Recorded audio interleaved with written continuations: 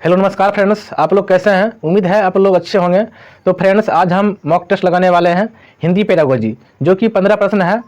ये सारे प्रश्न आगे आने वाले सीटेट एग्जाम के लिए वेरी इंपॉर्टेंट्स हैं। तो फ्रेंड्स, आप लोग पूरा वीडियो तक बने रहें, जिससे सीटेट एग्जाम में अच्छा मार्क्स लाने के लिए रामबाण साबित हो सकता है ये वीडियो। तो पहला प्रश्न है,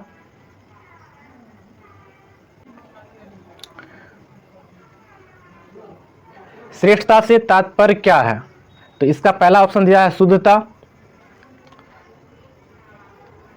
स्वीकृति, उत्कृष्टता है।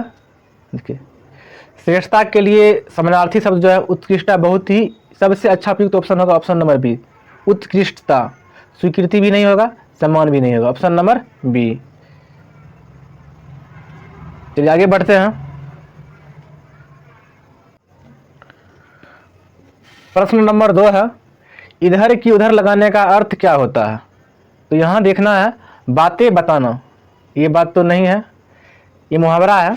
इधर की उधर लगाने का अर्थ क्या है। हेरा फेरी करना, ये भी नहीं होगा। चुगली करना, ये ऑप्शन नंबर सी सही जवाब है। यानी इधर का उधर लगाना मतलब इधर का बाद उधर और उधर का बाद इधर करना, यानी चुगली करना, ऑप्शन नंबर सी। चलिए आगे बढ़ते हैं। क्वेश्चन नंबर 3 है, प्रत्यय की दृष्टि से भिन्न शब्द की पहचान अंकित करना है। इस चारों ऑप्शन में देखना है कि इस चारों ऑप्शन में प्रत्यय सबसे अलग किसका है। यहाँ पर देखिए option number A, option number A में है मधुरता, यानी अंतिम प्रत्यय आ गया है ता। प्रभुता, अंतिम प्रत्यय आ गया है ता। हीनता, अंतिम में प्रत्यय आ गया है ता। राष्ट्रीय, सबसे अलग है राष्ट्रीय, इसलिए ऑप्शन नंबर डी इसका सही जवाब होगा। क्वेश्चन 4 है, संस्कृति का संधि विच्छेद क्या है। तो यहाँ पर ऑप्शन देख पा रहे हैं, समजोर कीर्ति, ऑप्शन नंबर बी। संस्कृति का सही संधि विच्छेद होगा समजोर कीर्ति। यहाँ पे सम में हलंत लगेगा, यहाँ हलंत छूट गया है, तो ऑप्शन नंबर बी इसका सही जवाब होगा।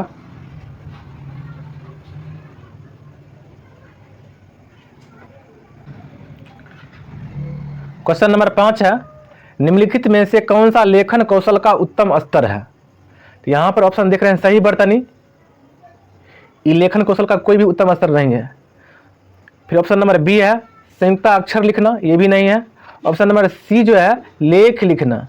देखिए, ये जो है लेखन कौशल का उत्तम स्तर है। जब भी हम किसी के बारे में, किसी चीज़ पर हम लेख लिखते हैं, तो उसके बारे में हमको अच्छा से जानकारी है, तब हम उसके बारे में लेख लिख सकते हैं। इसलिए जो है लेखन कौशल का उत्तम स्तर क्या हो जाएगा, लेख लिखना, ऑप्शन नंबर सी। चलिए आगे बढ़ते हैं। प्रश्न 6 है, आप भाषा शिक्षक के रूप में पाठ्य सामग्री के किस स्वरूप को अपनाना चाहेंगे। देखिए, यहाँ पर जो है प्राथमिक कक्षा के बारे में बात किया जा रहा है कि भाषा शिक्षक के रूप में पाठ्य सामग्री किस रूप में, किस स्वरूप को अपनाना चाहेंगे। तो बच्चा को जो है, प्राथमिक बच्चा को जो हम पढ़ाते हैं मूर्त, ऑप्शन नंबर ए जो है मूर्त विवरणात्मक और विश्लेषणात्मक के बारे में अच्छा से बच्चा को अध्ययन करा सकते हैं, जिससे बच्चा जो है कोई भी चीज़ को आसानी से सीख सकता है। अगर किसी भी जैसे वर्ग है, वर्ग के बारे में बोलते हैं इसके 4 भुजा होता है, 4 कोण होता है, ठीक है। इसको हम अच्छा से विश्लेषण करते हैं तो इसके बारे में बच्चा आसानी से सीखता है, फिगर के बारे में, ठीक है। उसको मूर्त चीज़ को सामने में प्रस्तुत करते हैं, इससे बच्चा को समझ में अच्छा से आता है, इसलिए ऑप्शन नंबर ए सही जवाब होगा, ऑप्शन नंबर ए। आगे बढ़ते हैं। क्वेश्चन नंबर 7 है, पियाजे के अनुसार भाषा अर्जन की प्रक्रिया क्या है। यहाँ पर लिखा गया है अर्जुन, यहाँ पर होगा अर्जन, ठीक। तो पियाजे के अनुसार जो है भाषा अर्जन की प्रक्रिया जो है युक्तिजन्य है, ऑप्शन नंबर सी। प्रश्न संख्या 8 है, एक विद्यार्थी जिसके घर की भाषा और विद्यालय की भाषा अलग अलग है, तो आप एक संसाधन के रूप में उसकी कैसे मदद कर सकते हैं। यहाँ पर ऑप्शन नंबर ए में है उस कक्षा में अधिक समय और ध्यान दे करके। देखिए, अधिक समय नहीं देना, ये सब निगेटिव वर्ड को दिखाता है। और ऑप्शन नंबर बी में है कक्षा में बहुभाषिकता को संसाधन के रूप में उपयोग करके। अगर कोई भी बच्चा का घर का भाषा और विद्यालय का भाषा अलग अलग है, तो दोनों भाषा को हम बोलने में क्लास में बाध्य नहीं करेंगे। इसको हम संसाधन के रूप में दोनों भाषा को उसको बोलने के लिए अनुमति देना है कि दोनों भाषा का उपयोग कर सकता है, जिससे बच्चा जो है और विकास होता है। क्योंकि बच्चा भी, कोई भी बच्चा प्राथमिक कक्षा का बच्चा जो है उस बच्चा को अगर मातृभाषा के बारे में अगर वो बोलता है, उसके बारे में बात करता है, किसी भी जो है बच्चा से अपने मातृभाषा के बारे में वो बोलता है या शिक्षक से बोलता है, तो अच्छा, या शिक्षक जो उसको उसी भाषा में समझाते हैं, तो बच्चा आसानी से उस चीज़ को समझता है, जिस कारण जो है बहुभाषा जो है संसाधन के रूप में उपयोग कर सकते हैं। Option number B. ट्रांसलैंग्वेजिंग यानी एक भाषा से दूसरी भाषा में जाना के संबंध में इन कथन अ और कथन ब पर विचार करना है। कथन अ कह रहा है ट्रांसलैंग्वेजिंग जो है बहुभाषा का एक लचीला स्वरूप है, ये सही है। ट्रांसलैंग्वेज में जो है भाषा को जो अन्य भाषा में उसको रूपांतरित कर देते हैं, ये एक लचीला स्वरूप है।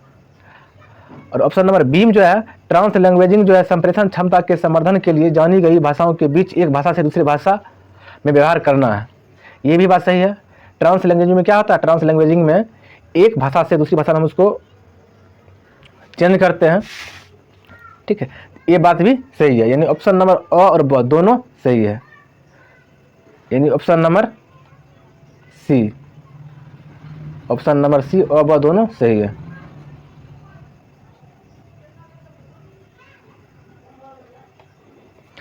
क्वेश्चन नंबर 10 है समग्र भाषा उपागम में भाषा अधिगम के लिए एक उपकरण के रूप में क्या प्रयोग किया जाता है।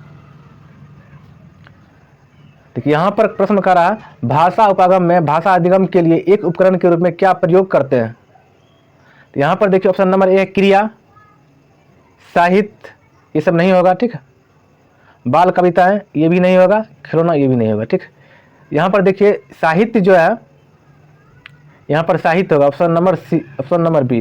क्यों कि साहित्य के अंदर कैसा आता है, नाटक आता है, ठीक, कविता भी आता है, ठीक है, साहित्य के अंदर बहुत सी सारी चीज़ें आती है, इस कारण जो है ये जो उपकरण के रूप में कार्य करेगा। अगर साहित्य को अगर हम पढ़ते हैं तो अच्छा से हम भाषा को सीखते हैं, तो ऑप्शन नंबर बी सही जवाब होगा। प्रश्न 11 है कुल भौतिक प्रक्रिया में किसकी केंद्रीय भूमिका होती है। मतलब भौतिक प्रक्रिया में किसकी केंद्रीय भूमिका होती है। बच्चों के भौतिक के बारे में विकसित कर रहे हैं, तो उसमें किसकी केंद्रीय भूमिका होती है। तो यहाँ पर ऑप्शन नंबर होगा शिक्षक की। यहाँ पर शिक्षक की अहम भूमिका होती है विद्यार्थियों को, बच्चों को भौतिक प्रक्रिया को केंद्रीय भूमिका निभाने में। Option number A. राष्ट्रीय पाठ्यचर्या की रूपरेखा 2005 के आधार पर पठन कौशल से क्या तात्पर्य है। यहाँ पर देखते हैं शुद्ध उच्चारण करना, ये पठन कौशल नहीं है। अक्षरों को पढ़ना, अगर अक्षर को हम पढ़ लेते हैं ये भी पठन कौशल के अंतर्गत नहीं आता है।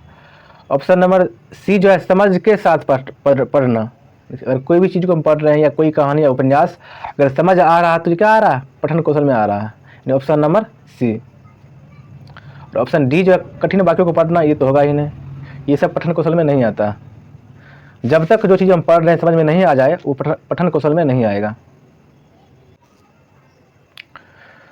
क्वेश्चन नंबर 13 है भाषा की पाठ्य पुस्तक का शैक्षिक पक्ष क्या है।